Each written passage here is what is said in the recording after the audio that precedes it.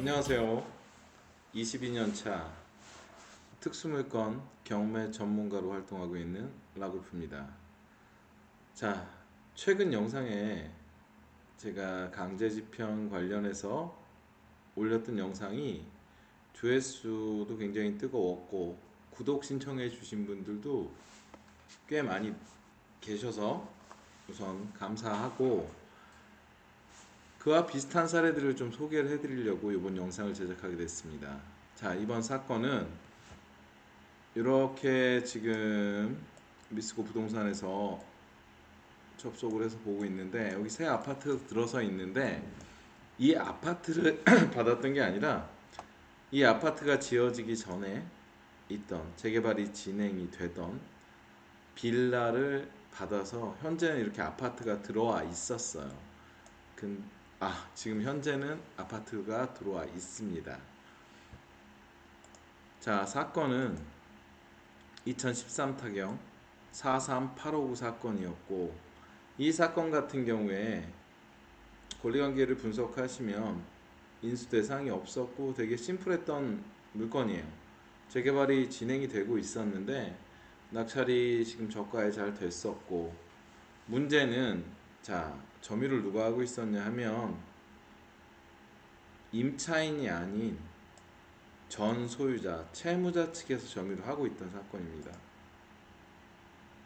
현재는 이 사진으로밖에 확인이 안 됩니다. 여기 전부 철거돼서 방금 보셨던 재개발 아파트, 두산 유보 아파트가 들어와 있는 상황이라 예전 자료로밖에는 소개를 못 해드립니다. 이 자리에 지금 상곡4 주택 재개발이라고 지적부에도 쓰여 있는데, 자, 이 물건은 왜 설명을 해드리려고 하냐면, 뭐 이걸로 돈을 벌었다, 그 문제가 아니라 돈은 당연히 벌게 됐죠.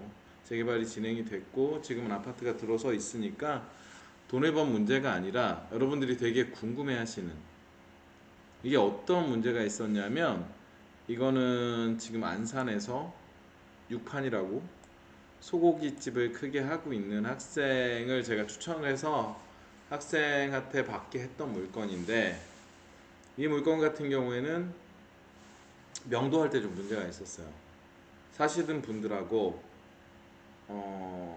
협의가 전혀 되지 않는 상황이어서 집행 신청을 하고 강제 집행 계고를 나가면 대부분 협의가 된다고 제가 말씀을 드렸어요.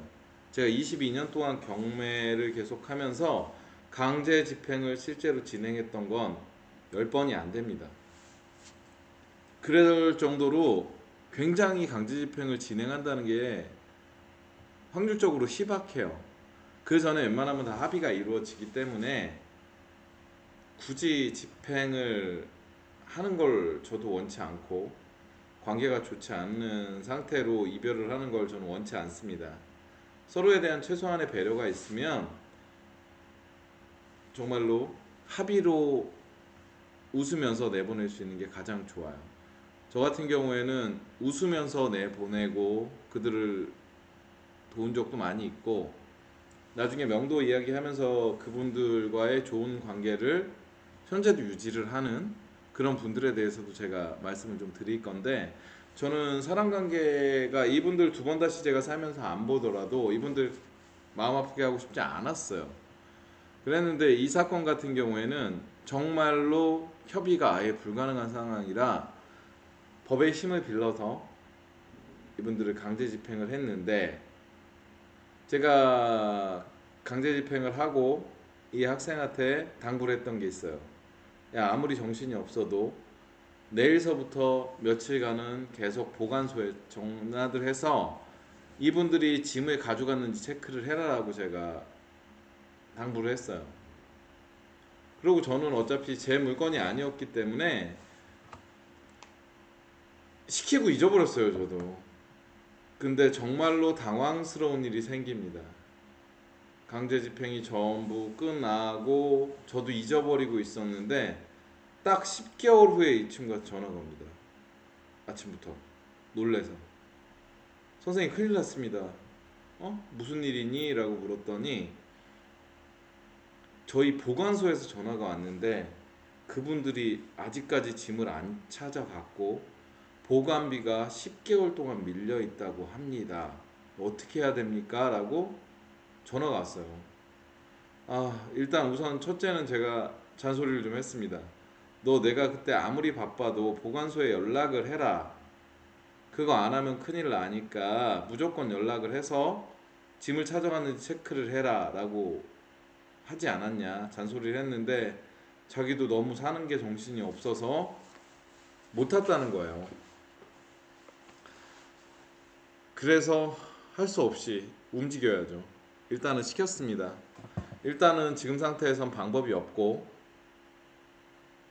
빨리 가서 법원으로 뛰어가라. 법원으로 뛰어가서 이거는 여기서 정확한 명칭을 제가 알려드리면 좋겠는데, 여러분들이 이걸 악용하시는 다른 유튜버 분들이나 학원 강사분들이 계셔서 정확한 명칭을 알려드리진 않을게요. 이 집행에 들어갔던 비용에 대해서 청구를 할 수 있는 아주 중요한 신청서가 있습니다. 그 신청서를 작성하게 했고, 한 이틀 정도 후에 재판부의 판결을 받아서 그 비용을 청구할 수 있게끔 됐어요.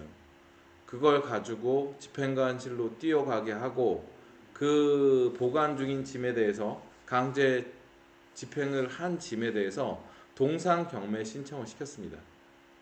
동상경매도 유찰이 되면 한 달 후에나 가능하기 때문에, 그래서 동상경매를 아예 모르시는 것도 사실은 안 됩니다. 경매의 끝을 보려는 분들은 몰라도 되는 부분이 없다는 거 말씀을 드릴게요. 저는 동상경매로도 돈을 벌어봤고, 실제 동상경매도 많이 참여해서 그걸로도 수익을 내본 사람이기 때문에, 동상경매 유찰이 되면 이것도 한 달 정도가 또 시간이 소요되기 때문에 감정가 그대로 낙찰을 받아왔습니다. 그랬더니 보관소에서는 거의 12달치 보관비가 밀려 있는 거예요. 전부 끝날 때까지 10개월 후에 연락이 왔으니까. 첫 달치는 강제 집행을 하면서 예납을 하게 됩니다. 그러면 이 사람들이 얼마나 당황스러우냐 하면, 짐을 안 찾아가면 통보를 해줄 법도 한데 그렇게 하지 않습니다. 컨테이너 한 대를 빌려서 짐을 가지고 있는데 보통 이 당시에도 25만원에서 30만원 정도 받았어요. 이 보관소에서도 월 30만원 청구를 했었는데, 처음에는 아무 생각 없이 달라니까 예납들을 하는데 확인 잘 하셔야 됩니다. 10개월이면 여러분 300만원이에요.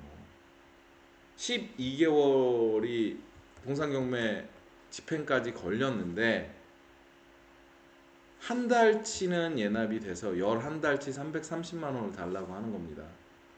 제가 너무 화가 나는 거예요. 그래서 제가 보관소하고 얘기를 하고 싸우고 해서 금액을 줄였어요. 니네도 과실 분명히 있지 않냐.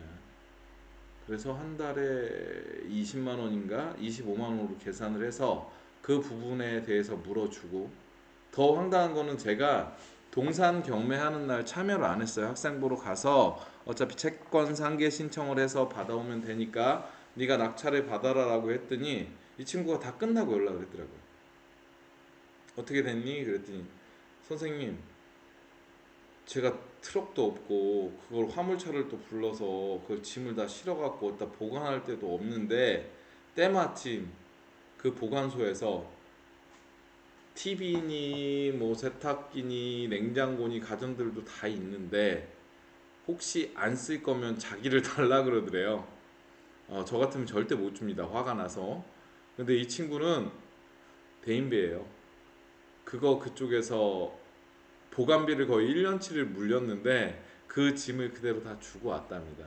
그 사람들은 그 짐을 받아서 이제 뭐 알뜰 매장이나 거래하는 쪽에 당근이나 중고나라에 팔면 또 돈이 생기거든요. 그래서 여러분, 제가 여기서 진짜로 당부드리고 싶은 건, 강제 집행은 첫째 안 하고 정리를 하는 게 제일 좋습니다. 이게 왜냐하면 강제 집행을 한 쪽도 마음에 응어리가 남을 수 있어요. 그리고 둘째, 강제 집행을 하게 되시는 경우도 분명히 생깁니다. 경매를 하다 보면. 강제 집행이 끝나고 짐이 보관소에 넘어가 있으면 제발, 제가 부탁드릴게요. 제발 확인하세요. 짐을 찾아가는지 찾아가지 않는지 확인을 빨리 하셔야 됩니다. 그래야 그 짐에 대해서 보관을 하고 있는 보관비를 내가 예납을 하더라도 이 사람한테 실제적으로 나중에 집행을 해올 게 없는 사람이면 여러분이 결국은 부담을 할 수 있는 상황으로 끌려가기 때문에 제발 보관비 문제 때문에라도 짐 찾아가는지 확인을 하세요. 짐을 안 찾아가면 제가 나중에 뭐 특강이나 이런 걸 통해서 여러분한테 알려드리겠지만 이 집행한 짐에 대해서는 어떻게 처리를 할 수 있는지 그 소유권을 여러분한테 넘겨오는 과정을 제가 설명하고 알려드리고 할 겁니다. 지금 제가 아까도 말씀 서두에 드렸지만 저 같은 명도를 하는 사람이 아직 대한민국에 없습니다. 그냥 유튜버들이나 경매 강사들은 실무 경험이 저같이 있는 사람이 없기 때문에 그들은 저의 지적 재산을 무료로 사용하고 본인이 예전부터 그래왔듯 그렇게 써먹는 게 저는 싫기 때문에 여러분한테는 알려주고 싶은 마음이 충분히 있지만 그걸 지금 정확하게 알려드리진 않을 겁니다. 거기에 대해서는 좀 이해를 해주셨으면 좋겠고 여러분들이 다 알 수 있게끔 제가 가진 모든 것들을 보여드릴 생각이니까 조금만 참아주시고 제가 이 영상에서 강조하는 내용에 대해서 다시 한번 숙지하셨으면 좋겠습니다. 저는 그러면 여기까지만 오늘 강의를 하고 다음 영상에서 다시 뵙도록 하겠습니다. 저는 경매장인 나골표였습니다. 구독과 좋아요, 알림 설정은 사랑입니다.